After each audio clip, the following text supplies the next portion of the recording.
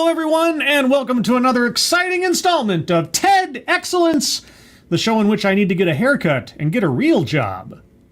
And I come to you live from my Corona bunker on the moon with Dogcat Fox, a Pepperjack, and all of you. Good evening, everyone. Welcome to Thursday. Terrific Thursday. Well, I guess it's terrific depending on where you are and what you're doing and what your situation is, but hey, I'm sure Thursday itself, if I were to anthropomorphize the thing, is doing terrific. Until it fades out of existence in the next, several hours. I don't know what I'm talking about. I really don't. That's usually the case, isn't it?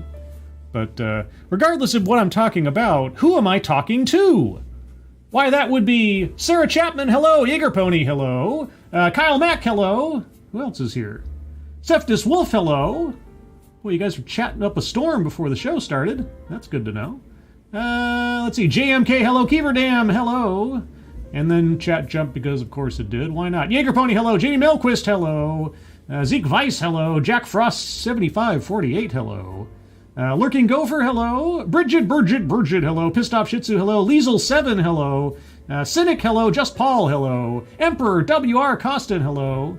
Did I miss anybody that I see? Do you see what I see? Gen T Maxi, hello. And Spoony the Rebel, hello. Spittlebuggies, hello. Anybody else?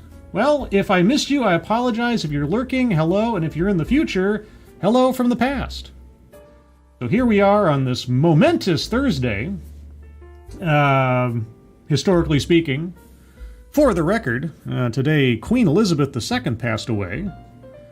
So that's as much into the historical record as I'll go. There are plenty of people talking about that and have talked about that and will be talking about that for the foreseeable future.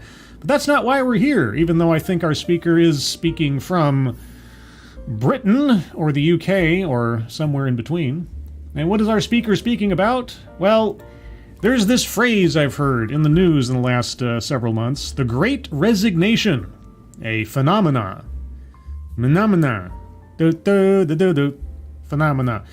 wherein a whole bunch of people in a whole bunch of different sectors in life are just quitting their jobs. I've heard specifically from the healthcare industry and from education, but what are the causes of this? Well, I've heard various things, anywhere from protesting certain government mandates of stuff to, hey, recent global situations have shown that I don't need to commute to work and earn a living, so I'll find a job where I don't need to do that, especially when gas prices are going up through the roof. Remember Gas Buddy, our best buddy. But I don't know. I mean, I've heard the phrase, I've heard some things said about it, but that's why I come to TEDx, to learn things.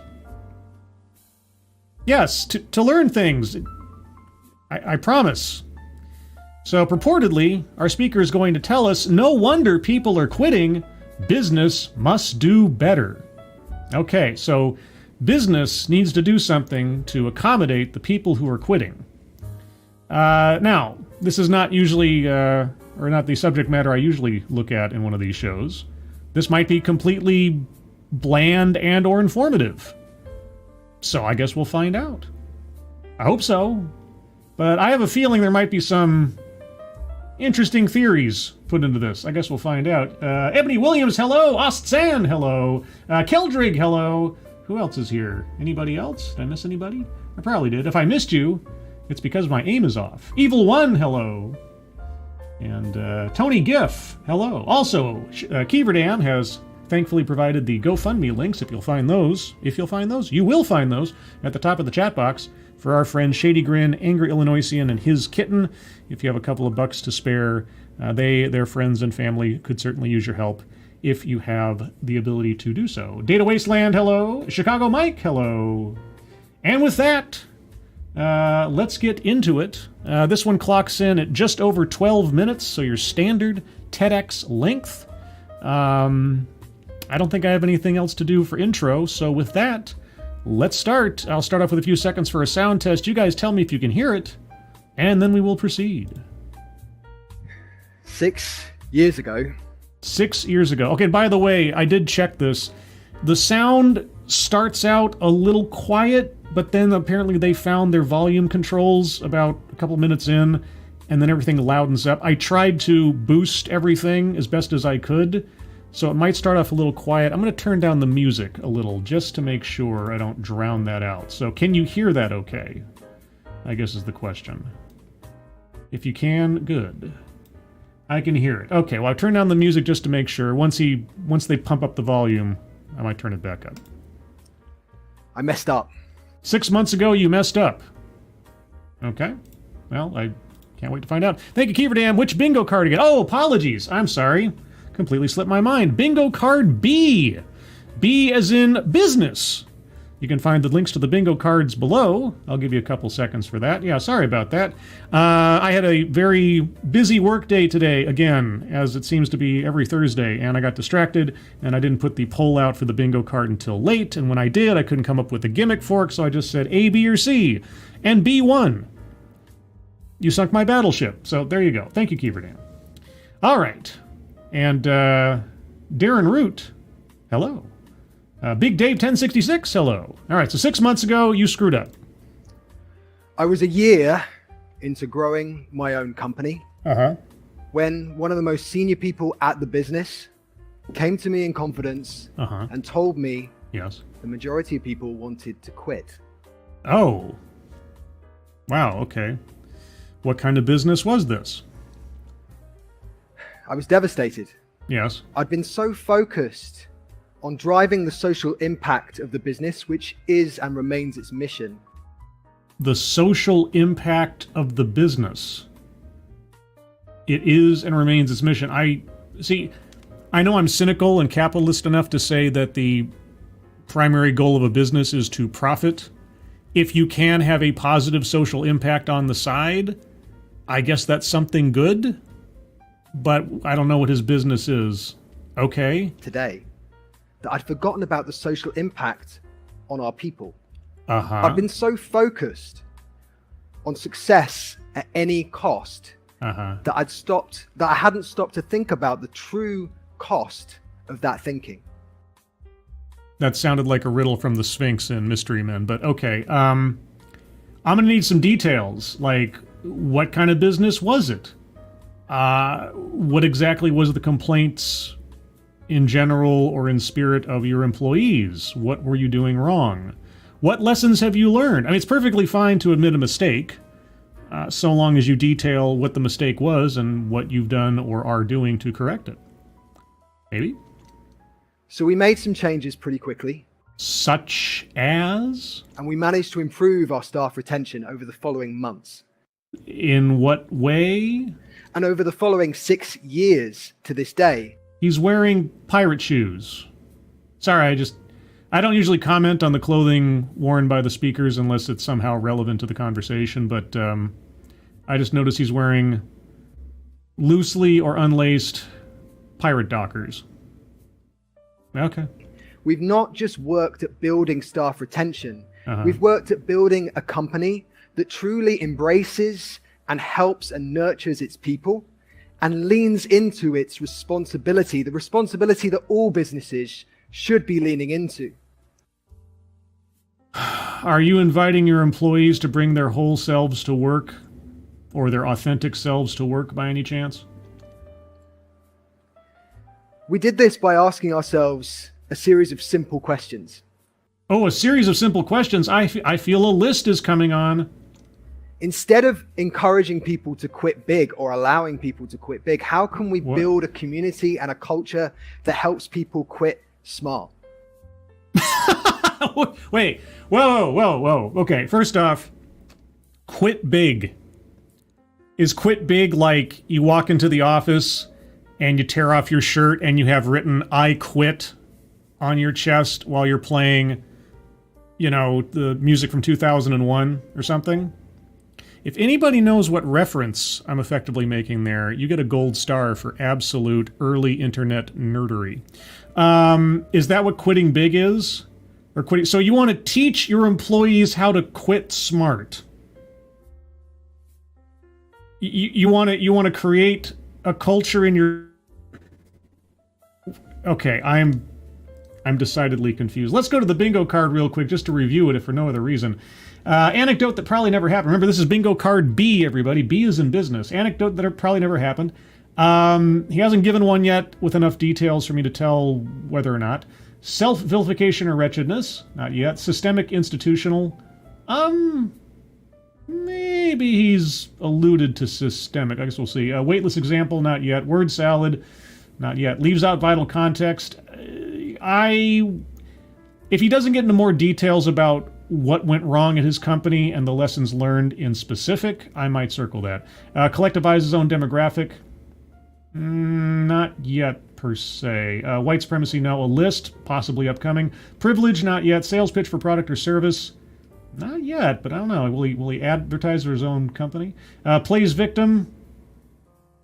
Actually, I'm taking it back. I'm going back to self-vilification or wretchedness. Yeah, he didn't pay attention to the needs of his employees. He was the bad guy. He let everything slip by his attention. So I'm circling self-vilification or wretchedness. Also going to reflexively circle free space. Attempt to coin new buzzword, buzz phrase. Is quitting big a new buzz phrase? I think I've heard that before. I don't know. Wage gap? No. Patriarchy? Not yet. Feminism? Not yet. Mind reading assumes motives? Not yet. Diversity, equity, and inclusion? Not so far. Marginalized marginalization? No. Argumentative non sequitur? Not yet. Childhood or family anecdote? No. Contradicts own point or argument? Not yet. Benevolent condescension? And lastly, microaggressions, unconscious bias. So far we have circled on the board self-vilification or wretchedness and free space. So, I want to back up a little bit. I want to make sure I heard that correctly. You're teaching your employees how to quit better? We did this by asking ourselves a series of simple questions. Instead of encouraging people to quit big or allowing people to quit big, how can we build a community and a culture that helps people quit smart? Instead of a culture and a space which allows people to jump ship, how can we teach people how to hold fort? Wait.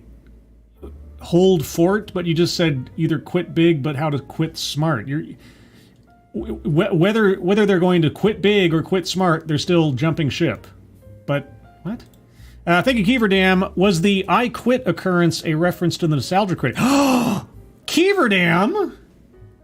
You absolute nerd cake! Yes, that was a reference to a now ancient video of the nostalgia critic quitting his day job once he started getting some ground doing his channel awesome shows and everything. Yes, very good. I think that's very good. I don't know. Is that a sad statement? I don't know. Either way, Geeverdam, you get the gold star for the night. And I still don't have an applause. I keep forgetting to do an applause.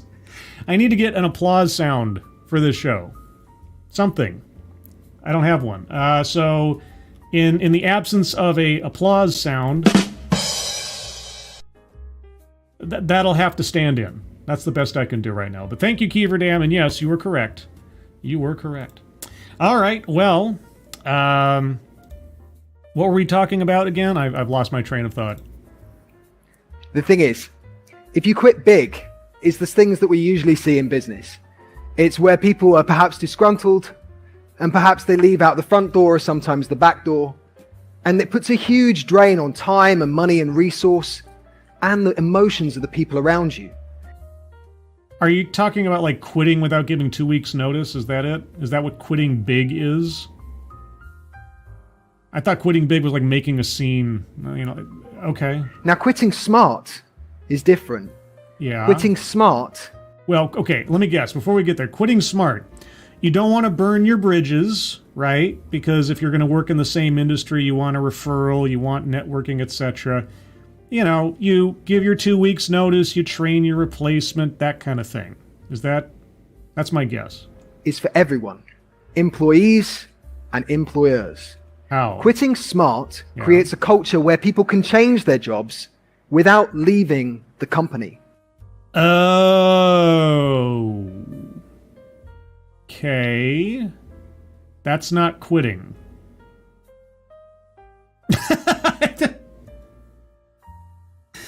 Renegotiating your job description is not quitting. What? maybe I'm just old-fashioned or something. Am I off base here? And quitting smart creates a space where people have freedom to develop their leadership and to develop, eventually, ownership in the company. What? That's not quitting. That's...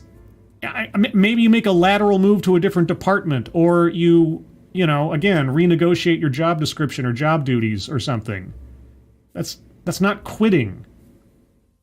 Why would you call that quitting smart? What? It inspires autonomy, it strengthens loyalty, and it builds the company organically. Well, if whatever they have to suggest about changing their job description is applicable or practical for the needs of the company or for their duties, I mean, just because somebody wants to, you know, reconfigure their job doesn't mean they get to. If they have a good suggestion or something, you should be open to it as an employer or a supervisor. Sure, if somebody has a good suggestion of how they can improve their workflow or somehow merge into jobs together. I know somebody who has a sort of an executive assistant job, right? And this entirely different position just cleared out because the lady was incompetent. But the job that lady didn't involve a whole lot of heavy lifting, honestly. And so my friend was like, well, hey, what if I just merge that person's responsibilities and what I'm doing now? I think I could probably handle both, right? And so you renegotiate your job description. You make a pitch. You give it a test run or something, right? And you save the company some money because they just pay you a little bit more rather than employing a full-time employee for another job. Sure, that's not smart quitting. What? Thank you, Chicago Mike. I'm planning to quit by sitting at my desk eating Cheetos and playing Tetris. Is that quitting big or smart? Yeah, work smarter, not harder? I don't know. I guess by this guy's estimation, that'd be quitting smart. You know? If you get your job done, if you get what you're supposed to get done by the end of the day, sure, you know. I mean, if you want to start taking on different responsibilities to develop new skills or something else, start cross-training, sure. That's not...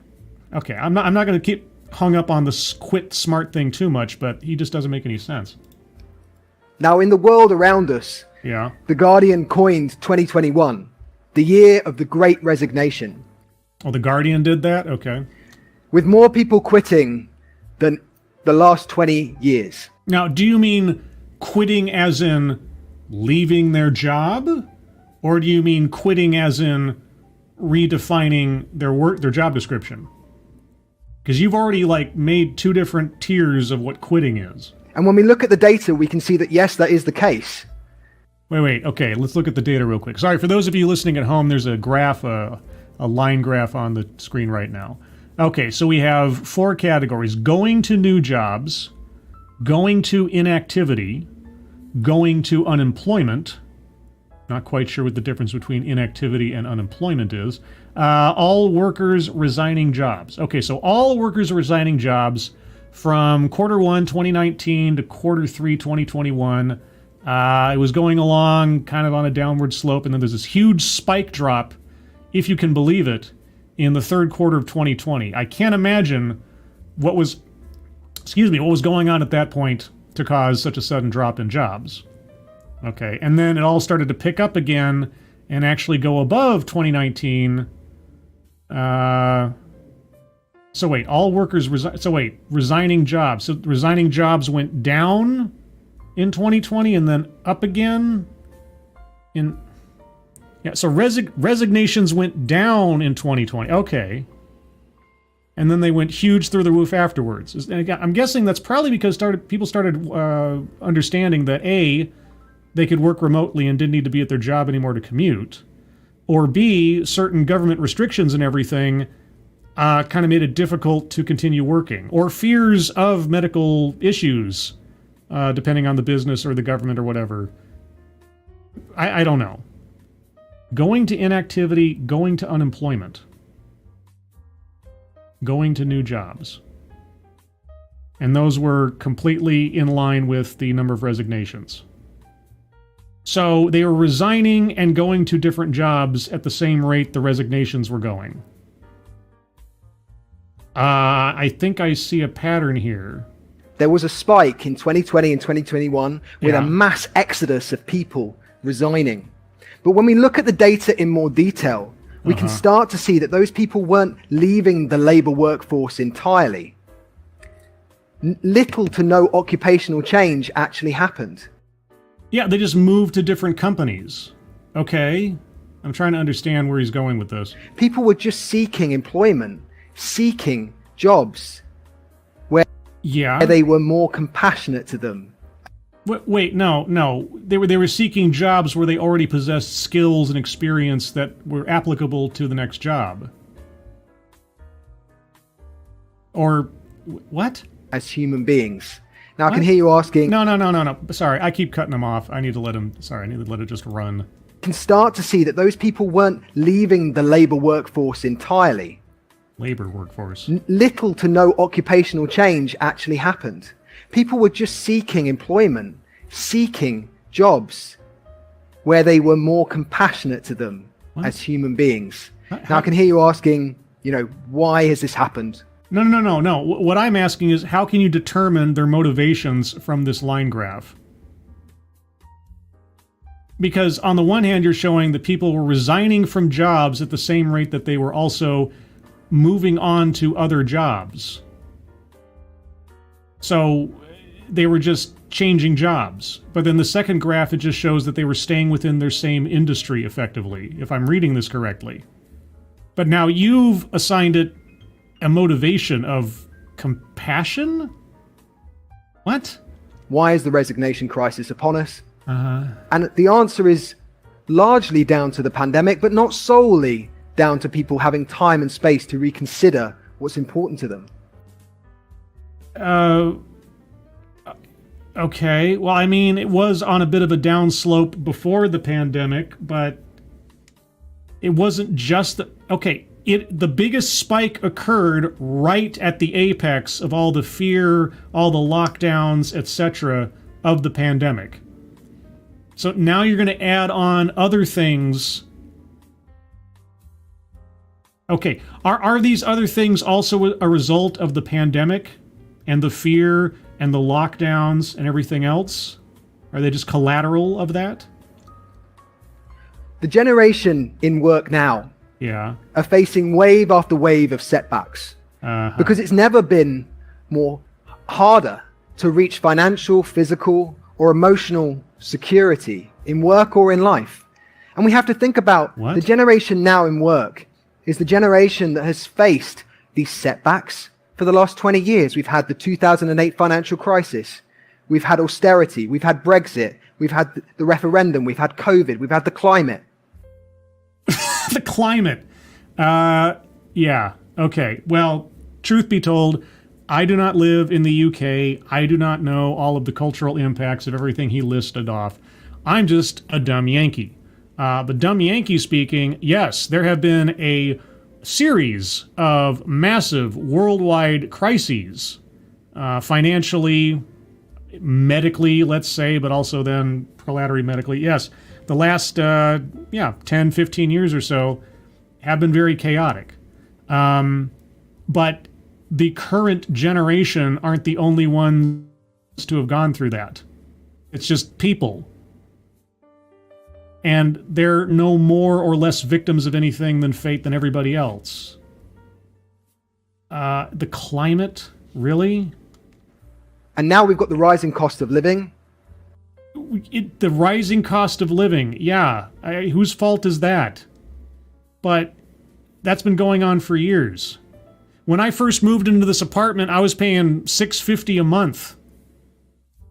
Now double that and add on a couple of $100, and that's what I'm paying now. I mean, the cost of living is always rising. It's never going to go down again. It's never going to go drastically down. Whatever levels that they are at, that's where they're probably going to stay. I mean, hopefully prices and goods and things will drop a bit, but the overall cost of living, it's kind of always going to go up. And rising inflation. And when we look to the next generation, things don't look that much better. Oh. Data by the Student Loans Company shows that it's about to rise between 4.5 and 12%. If you cannot pay back a loan, don't take out a loan. If you take out a loan, understand that you're taking on an obligation that you have to pay back.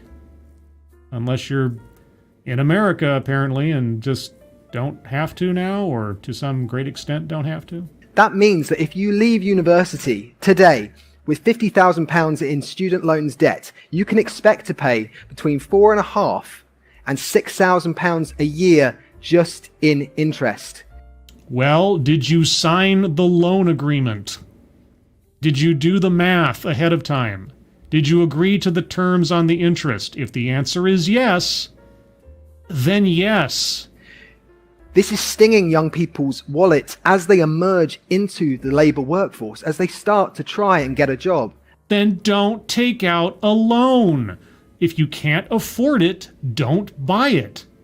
If you're not going to be able to afford it with the education you're going after, if you haven't made a plan, don't take out the loan. Go to a trade school. Go to a community college or something. Do not buy what you cannot afford. And find their feet. It's leading to increased burnout, disconnection from others, isolation, and poor mental health. And we've seen the headlines. We've seen the complaints from employers. We've seen the complaints from employees. Okay, what are you suggesting employers do about student loan debt? This talk was supposed to be about what businesses can do to stop people from resigning or quitting. I can't wait to hear what the proposals are. And how are the how is traditional business responding to this? I don't know. Well, I'll tell you. Okay. They're reaching harder and faster than ever before for control, certainty, and order. Yes, because they're businesses and they're seeking to make a profit. They're seeking to sell their products consistently and hopefully more so as time goes on. Okay, I'm going to circle a list on the board because he has given us several lists so far of things. Let's see what else. Wage gap, circling wage gap because he's talking about people's earnings and savings and so on and so forth. He's not really playing victim of his own accord, so I'm not going to circle that quite yet. If he doesn't draw a line between what he's talking about and student loan debt, that might either fall within argumentative non sequitur, probably, maybe weightless example. I guess we'll see. Okay. At a time when the financial forecasts should be taking a backseat to the health of people, the health of these financial forecasts is taking the front seat. If the financial forecast is dire, people's lifestyles are going to go down because they'll have fewer jobs to take, or what jobs they take won't pay as much, or their money won't be worth as much. These things are not mutually exclusive in the context in which you're talking. Okay. Just a note, I am not an economist. I'm an English major. So if I'm completely off base in my commentary, rhetoric on these matters, by all means, correct me either in the chat or in the comments. But he's not selling me. Pun intended. So, yes, we have a resignation crisis. Uh-huh. But it's not just down to the pandemic. Okay. It's down to business failing to act. The resignation crisis is a symptom of business's inability to lean into its newfound responsibilities that should have happened 20 years ago. Well, then why didn't you show a graph with the same statistics but going back 20 years ago? Because all I saw was the immediate downturn in employment as a result of the pandemic. I mean, correlation doesn't necessarily equal causation, but it was pretty clear that more likely than not, the major cause of that dip was the pandemic. So if you've seen this trend over the course of decades prior to that event, it would have been nice for you to show us that yeah, the pandemic exacerbated the situation, but it was already on a downward slope for a long time. Why didn't you show that? You just showed the era of the pandemic. Okay. And now we're seeing the effects of that. If you say so. So I want to talk to you today about how we can change these three values of control, certainty, and order to resilience, ingenuity, and trust. Oh, it sounds very kumbaya. Or to put it really, really simply, Yeah. human.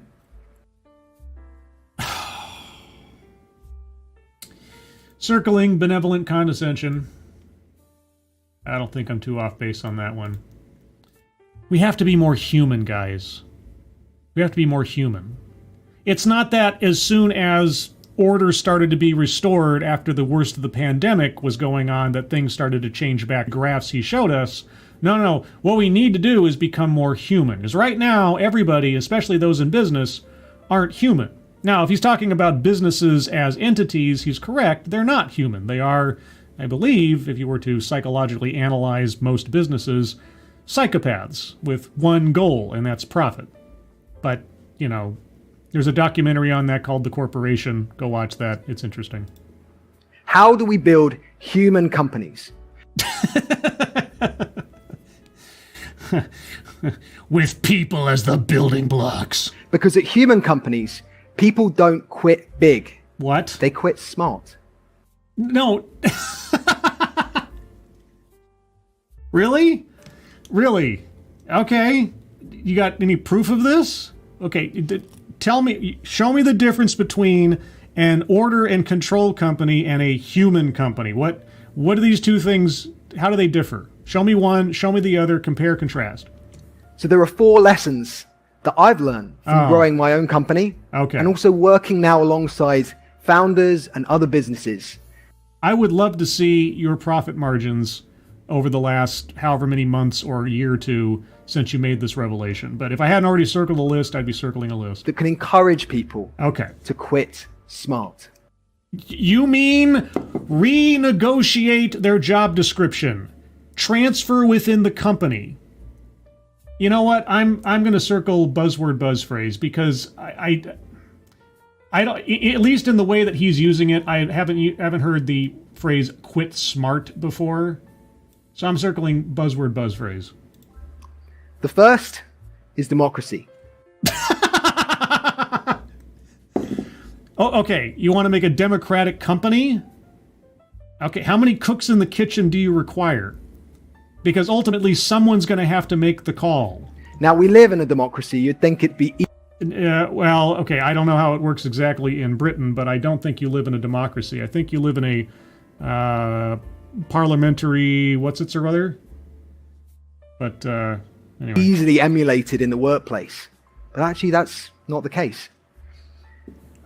A democracy at work means flattening your structures. So your teams are based in specialisms and not hierarchy. Specialisms, not hierarchy.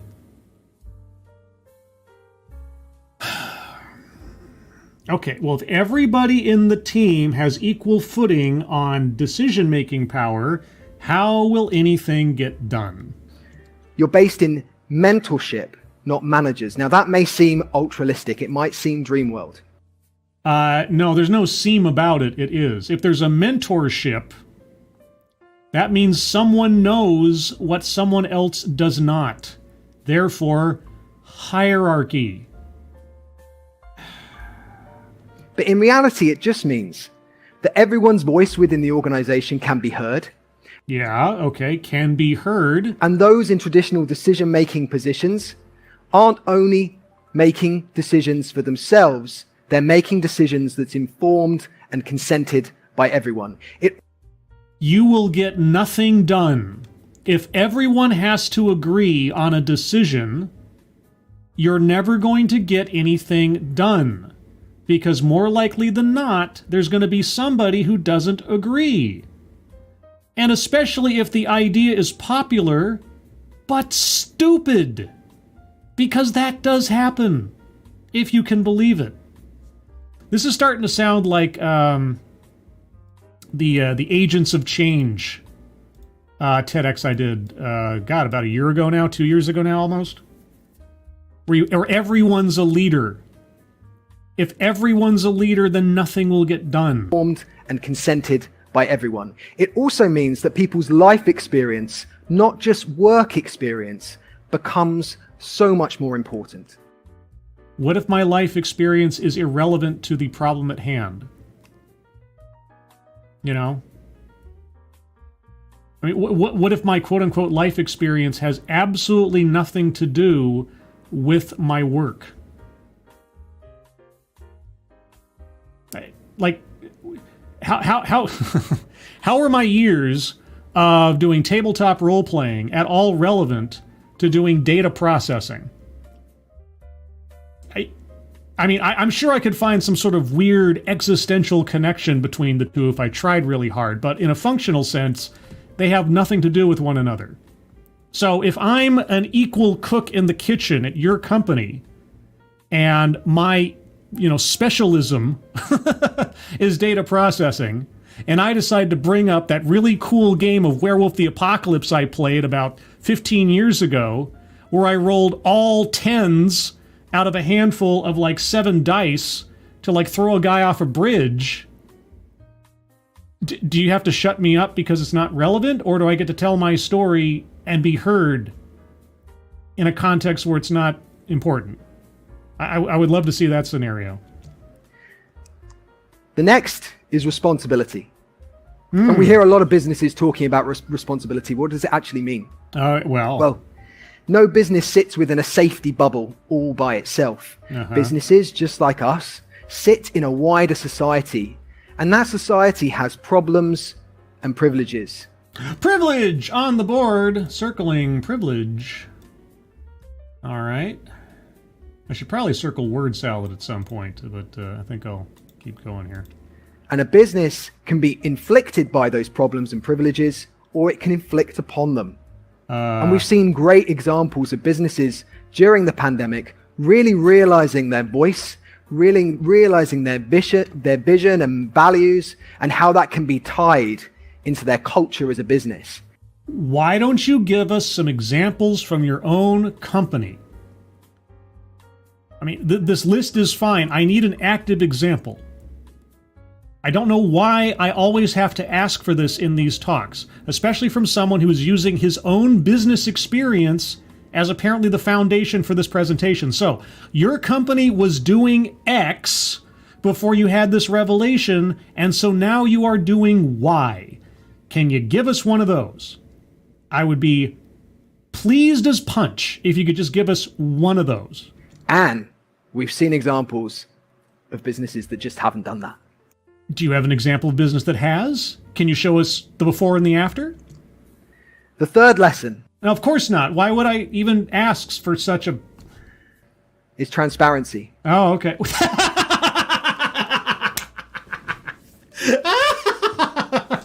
Transparency? Dude, you are as opaque as bathroom glass, for crying out loud. Okay, leaves out vital context. I'm circling that. No. Practice what you preach. If you are a success story at these wonderful lessons you've learned, then tell us. Tell us of your success.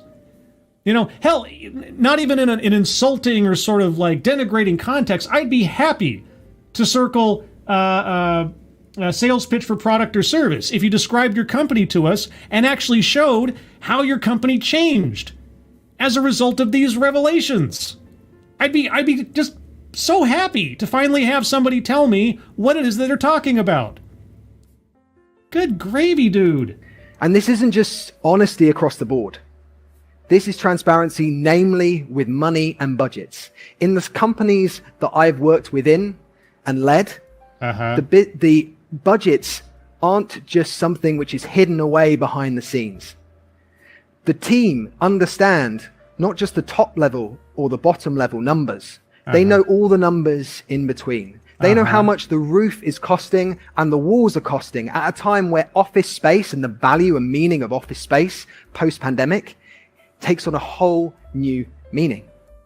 Okay, what does that do?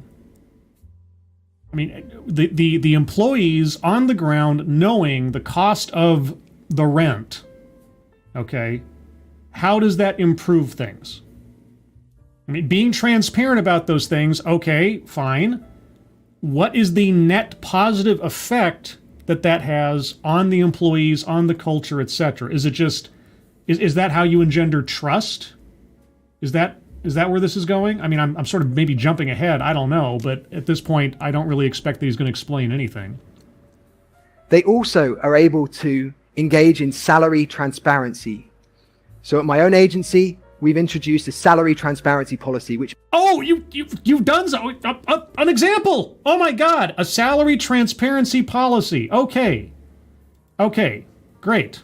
So everybody knows what everybody else is making. So at my own agency, we've introduced a salary transparency policy, which means that everyone in the organization knows roughly what everyone else is earning. Whoa. Roughly? Sorry, roughly? What happened to transparency? Roughly? I mean, like, this person earns between, $20,000 to $40,000. Is that roughly? Or...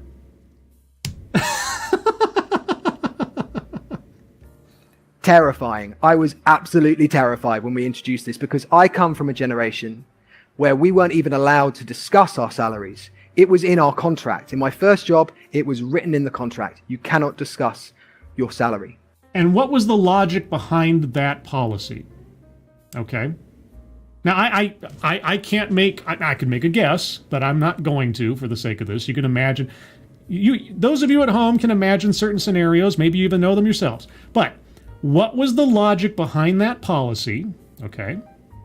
And then, how does this transparency model, where you roughly reveal what everybody's making, how is that an improvement? Okay, this would be a key time in your presentation to give us the things were like this, but this way is better because. This would be a great time to do that. Will you do that? Was there no reasoning behind that policy back then? But a salary transparency policy allows people to lean into the entrepreneurial spirit. What? It allows them to quit smart rather than quit big. Oh, every time he says that now, that I understand what he's talking about, I can't help but cringe inside. Okay, so you're not going to explain the reasoning behind a opaque salary policy.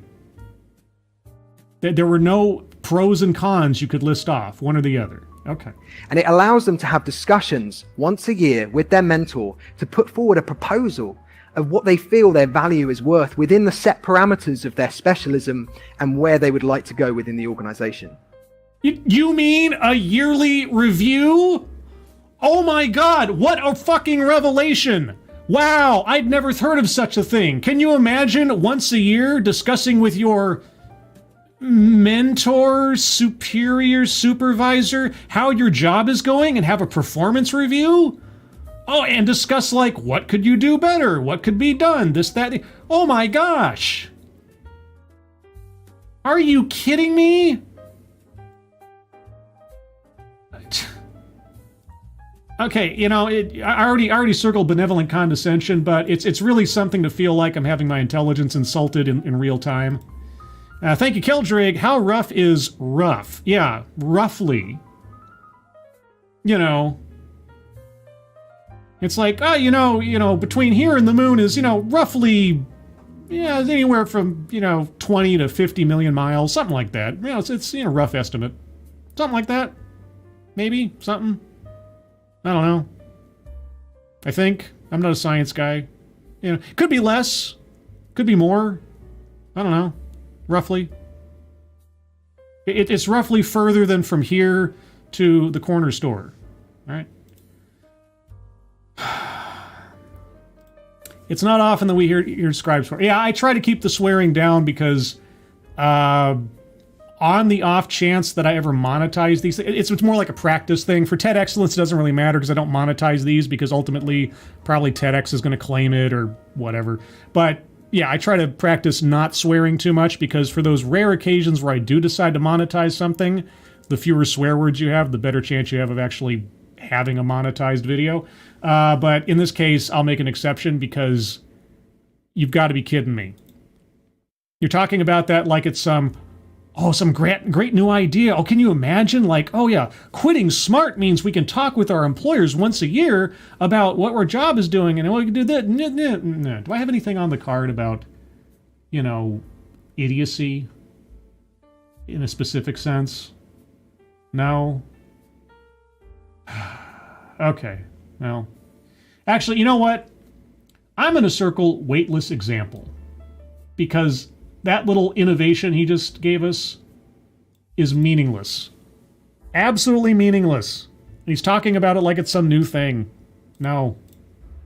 And that means that people can have a discussion about their own commerciality within business and within the company. Yeah, you don't perhaps say. Yeah. For the more junior members for the very first time. And if you build a company of people who can talk commercially, you're winning. Can I pull out my old Charlie Sheen soundbite? Winning? Is that winning? Really? A yearly performance review. Okay. The last lesson is sharing. Oh, and this well, is see, I learned that in preschool. I learned how to share in preschool. I had a big cookie, and I broke it in half, and I gave half to my friend because he didn't have a cookie. That's the day I learned to share.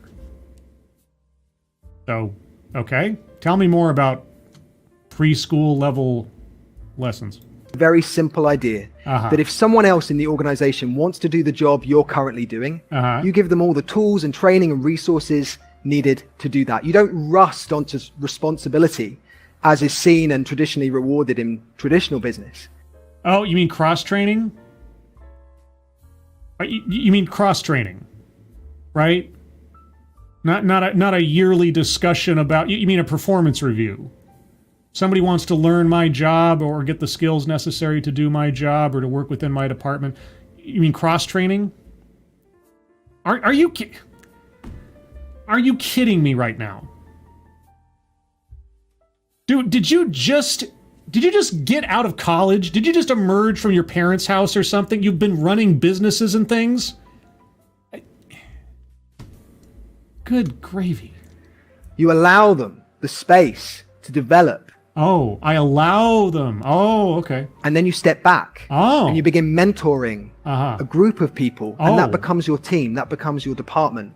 Wait. A bunch of people from a different department want to learn my job, and so I cross-train with lots of them, and then they become my department? What?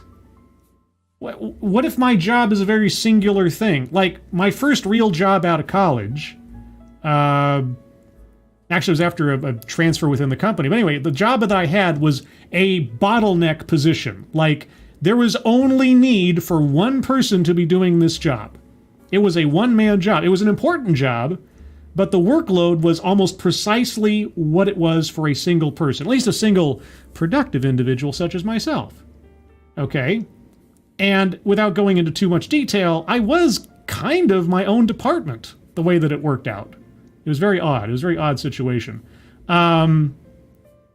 What if the job does not require more people? I mean, if I want to go on a vacation and have a backup or something, sure, but that doesn't always make sense. And cross-training in general is not a new idea. What do you... Okay, word salad. Word salad. I know I probably should have circled it earlier, but word salad. And some of the most lucrative departments in my now company have started and operated in this way, and we've gone in directions and junctions that we never thought we would do. Like what? Were they positive directions and junctions? Were they profitable directions and junctions? Or are you just going to leave it ambiguous? Give us an example. How were things improved? How did company morale jump when they found out the rough estimate of their coworkers' salaries? What was the difference between a yearly performance review and what you're suggesting now? Is there a difference? How does what you describe at all different from just simple cross-training? And if you're supposed to cross-train people into a whole new department, how does that work? How did that work in your company? What are you talking about? What is going on here? What? What? What is that? What the fuck is that? You know, where does the school board find them, and why do they keep sending them to me? No matter what subject I go after, no matter what speaker I am listening to, I just end up getting a whole bunch of nonsense. Vague, undetailed nonsense. It is so frustrating. I honestly, when I attempt to actually go after a subject that I don't know anything about and I want to learn something about, that is my intention. That is my goal. That is my mission for the night. That is what I want to spend my time doing or attempt to do. And every single time it seems like I get somebody who is just up there to make sounds and sound like they know what they're talking about. And if they do, he's doing an amazing job convincing me he has no idea what he's talking about. Because if he actually does, if he's actually an expert, he's doing a bang-up job making himself look like a know-nothing. The business grows organically if you give people the space and trust to do that. No, it grows if you have supervision over people's job performances and good management. You don't make everybody a king of their own kingdom in a group of kings. Either everyone's doing their job and they have somebody who's making sure they get the job done, or you just have playtime. But then I don't know what business you're in because you haven't told us and you haven't described the structure of things. You haven't given us a success story from one point to another in time. You were so focused on making the company successful, you forgot about the people. Okay, what did you do to change that? How were things before? How are they now? What are you talking about? I don't know. I'm not sure you know. I'm certain that my audience has no idea. Thank you, Keeverdam. How about a repackages already existing idea square? Yeah, like what false revelation or something? Or idea reboot. I'd have to come up with a good square for that. That might be a good idea for when I eventually have to consolidate weightless example and argumentative non sequitur in some way. Something like that. Like reinventing the wheel. How about that? What if I put like just in quotation marks, reinventing the wheel? I'll think about that one. Thank you, Keeverdam. Now, quitting smart doesn't just stop at employees. I said it also applies to employers.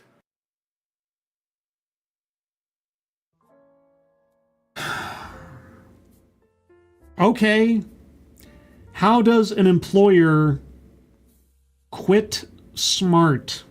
When you're a founder, you do all the jobs in the early days, and then slowly and surely you're able to give up those jobs and responsibilities. Yes, you delegate, you hire people on, you expand, yes, And allow for other people in the organization to do them because you have the budget to pay people. Yeah. And slowly and surely you can start to extract yourself from the business, from departments, from teams. And you see your organization working autonomously around you. Yeah. That's the stage that many founders hold on. What?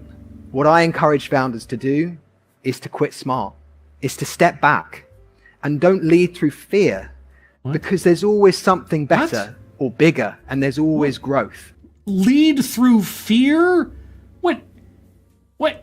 Every employer devolves into Stalin? What are you talking about? What?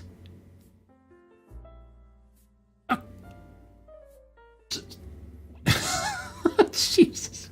And my personal growth was right here. You're 12! Your personal growth, look at you! What? It's talking to you guys. It's talking and working with founders every day. What? My growth didn't stop at just scaling a company. Your growth hasn't started on your face. What are you talking about? Leading through fear. Okay, yes. if you work for a company, if you found a company and eventually you rise through your own built ranks, you might gain some distance from the on-the-ground everyday operations. It's true. In fact, for most giant businesses or people who start their own businesses and they become big or something, it's almost inevitable, right? That's why you delegate downward to other people who master those parts of the business as they evolve, so that you can, have a hierarchy and keep things moving, and then you supervise the supervisors and so on and so forth.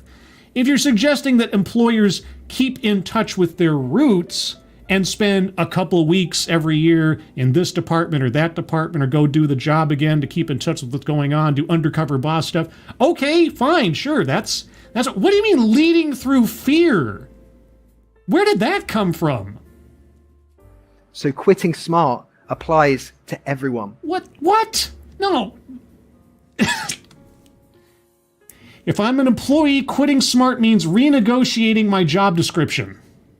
If I'm an employer, quitting smart means what? You didn't... Oh my God.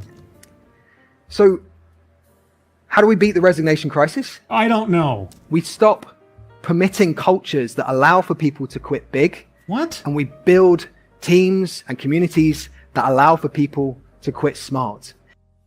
And in this presentation, you have done nothing to describe the process of either of those. And that doesn't just beat the resignation crisis. What? That builds companies that will last the next 20, 30, 50 years. How do you know this? What company do you see, or what model do you promote that you know is going to last 20, 30, 50 years under this new paradigm you've created? How could you possibly know that?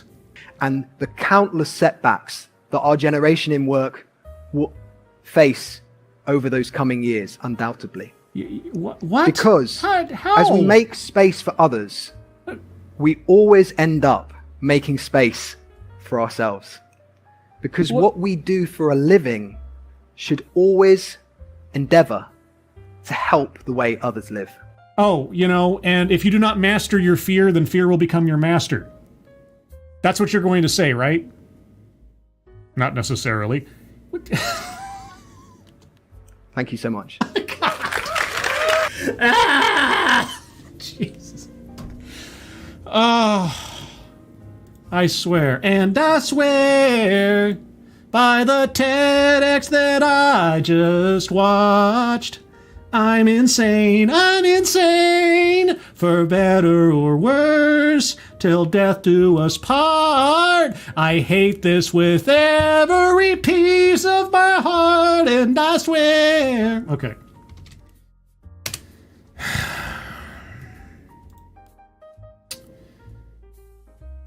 Let's go to the bingo card. Here's where we're at. I will go over it once more by myself. If you guys have any arguments for squares yet to be circled, please hold on to them till I'm done with my review, and then I will entertain arguments for squares to be circled. Anecdote that probably never happened.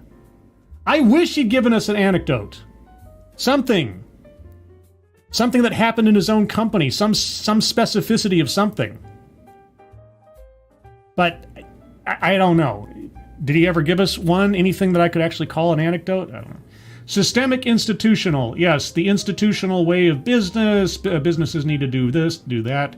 The economy, yada, yada. There's plenty of examples of institutional thinking or systemic, collectivize his own demographic. I mean, I guess as employers. He did talk about as employers. So he kind of grouped himself in with employers. It's a loose demographic, but it is a demographic, and he included himself. White supremacy, no, he never brought up race. That's going to be sad, because that's like a couple of bingos right there, possibly. Sales pitch for product or service. I would have completely understood, and not circled with any particular, sarcasm or animus, if he talked about his own company by name. Or he had some kind of consulting firm where he taught companies how to do whatever he's doing. But he never did. Yeah, plays victim. No, I don't think he played victim. I can't think of an instance where he was playing the victim on anything. Let's see. Patriarchy, no. Feminism, no. Mind reading assumes motives. Okay, hold on. Oh yeah, well, how does he know that the people were, like, moving jobs because of compassion? How does he possibly know that? Yeah, I said that out loud. I don't know why I didn't circle it then. There you go. Diversity, equity, and inclusion. Where all voices can be heard. You need to make space for other people. Yada yada, etc., so on and so forth. And as a consequence of that... Oh, won't somebody please? Bingo. B-I-N-G-O. Okay! Right? We have our first bingo. Bingo, bingo, bingo. Okay, a marginalized marginalization.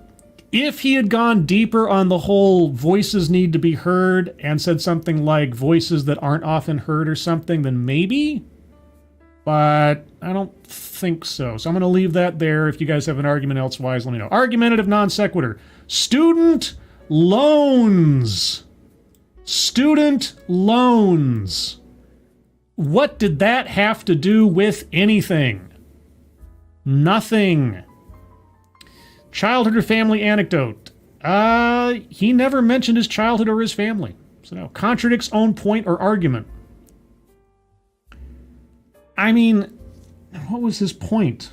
What was his argument? He wants people to quit smart. He wants people to stay in the company. You want to encourage your employees not to leave, but to find ways to have them argue to stay. Is that it? Did he contradict that? See, I'm so brain fuzzed at this point that I'm certain something I complained about in the course of this presentation could fit into that category, but I am blanking right now. So if you guys have a good example, by all means. And lastly, microaggressions and conscious bias.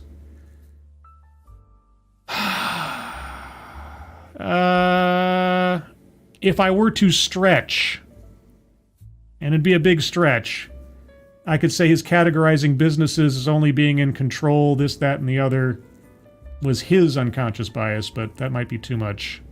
Yeah, I'm going to leave it there. So that's where we're at. One bingo so far. Opportunities possibly for others. I will take arguments for squares to be circled now. Please tag me in your comment. And I will see what I can. Scrolling up a little bit. Let's see. Evil One. Scribe Light. I think you need these after TEDx talks. Oh, yeah, no, I got my, I have my beverage here. I don't know how much it's insulating my brain from all this, but there you go. Zeke Weiss, does he have a company? Why he talked, I question it. I don't know. Like I said, he never got specific. He never gave a name. Nothing. He just...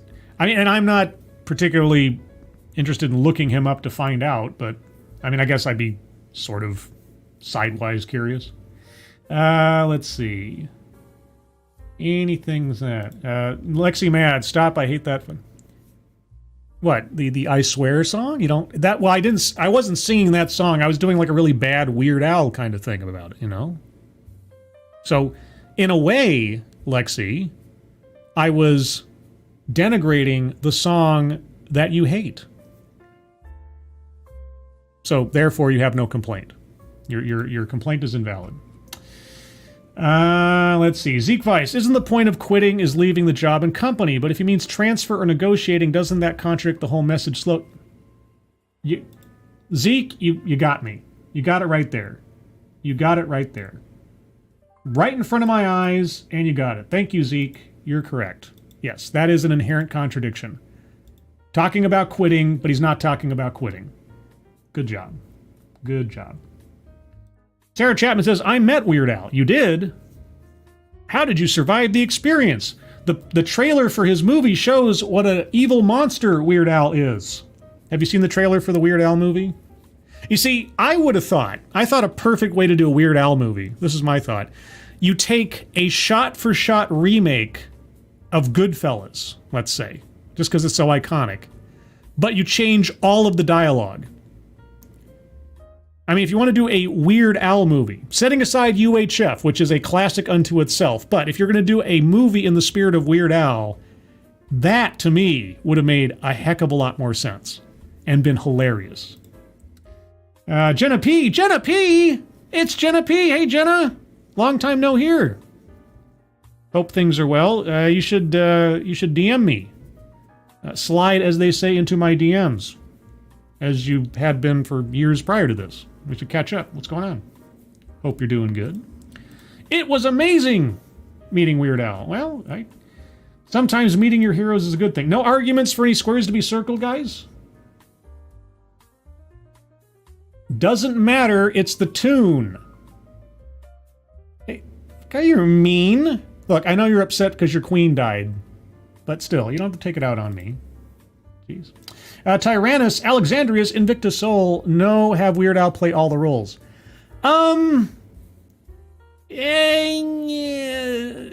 See, the only reason I step back from that is because there's so much comedy in having Weird Al interact with other actors, like in UHF, that I don't think that joke would run well. Even Weird Al, I think his talents would run thin. But if Weird Al were to rewrite the entire script of Goodfellas and just shoot it scene for scene, I think that'd be hilarious.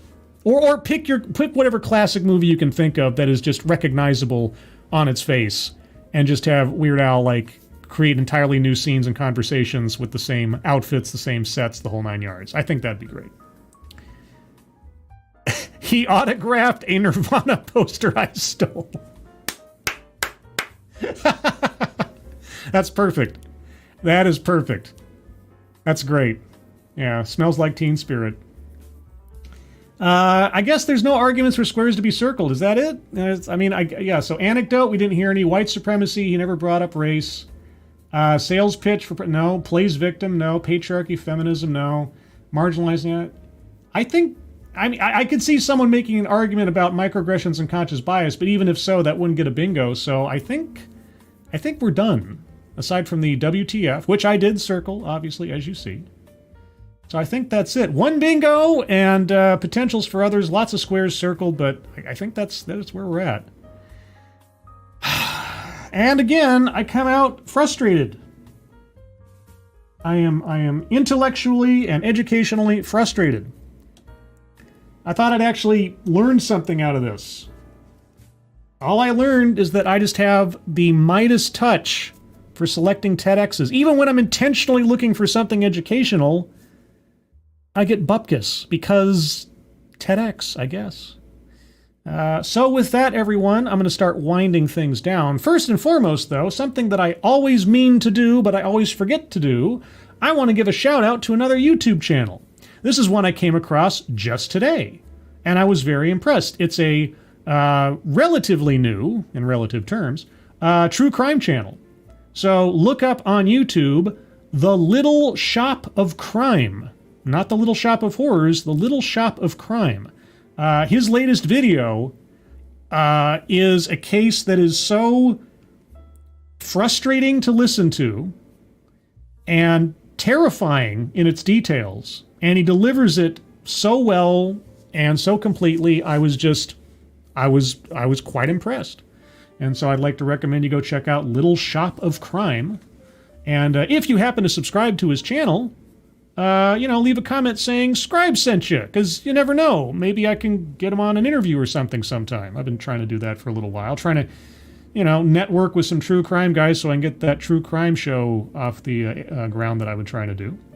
Elsewise, if you'd like to hear more from me, you can find me here Sunday morning at 8 a.m. Pacific, 11 a.m. Eastern for the Sunday stream, where I'll talk about a thing that deals with stuff. Not quite sure what yet this week, but I might actually try to find something on, I don't know, maybe The Great Resignation. Maybe? I don't know. I might stay away from it at this point. We'll see. Also, if you missed it, I did my review of She-Hulk Episode 4 this morning. You can find that stream on my channel right now as well. It's about an hour long. It's double the time of the actual episode of She-Hulk, but I go in depth as to just how bad this show is progressing. I watch it so you don't have to. That's not I remember it so you don't have to, but, you know, close enough. Either way, everyone, thank you for joining me. Moderators, thank you for keeping an eye on things. Even though everyone here is so well behaved, you have very, very little to do.